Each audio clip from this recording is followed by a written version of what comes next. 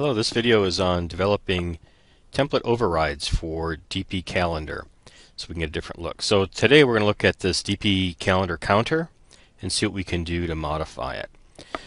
First thing we need to do is look at the DPCalendar counter script and see what we can do to change in it.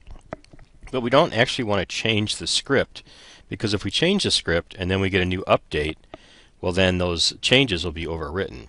So one way we can do this is we can go use the template manager, extensions, template manager. This is for Joomla 3.2 and above. We come over here to, we're using the Protostar template. We come over here and we click on template, Protostar.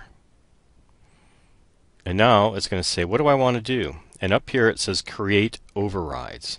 So select create overrides, and these are all of the things that are installed currently in my Joomla site. Let's create an override for the DPCalendar counter. Okay, now we've created the override. If we look in the editor, on the left hand side we can see HTML and then mod DPCalendar counter, and if I click on that again, this is the file that's in that directory.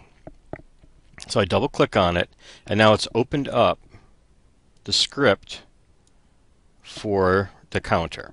Now I can edit this, and if I mess it up I can delete this file from my template. But let's go back to the counter here, that we want to add the date and the time of the next event. So we can come in over here and look at this script.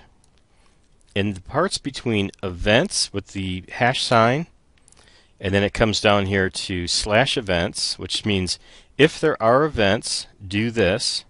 If there are not events, do that. Fill in with empty text. And then below, there's some more scripting. But what I want to change is I want to add where it's going to say next event. So I can come in here and do, let's add a paragraph, P, and then we can say next event is at date. And that should fill out what we need. So let's save this. And I'll take a quick look at our calendar, refresh. And over here, recurring event, next event is at. No, I should have put a break in there. So I can come back and add a break.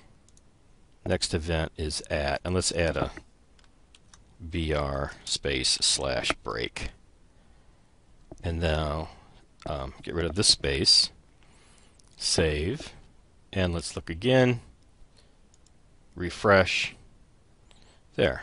Again, I might want to do some more editing, but you get the gist. So where did that file end up? And what if I don't have version 3.2 or above?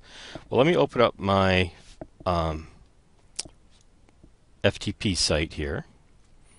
We're going to bring the FTP site in, and we can look, and here's Protostar template. And if we go to HTML, and now we see our new directory, mod calendar, here's default. This is the file that we just edited. So let me just make this a little bigger so we can see.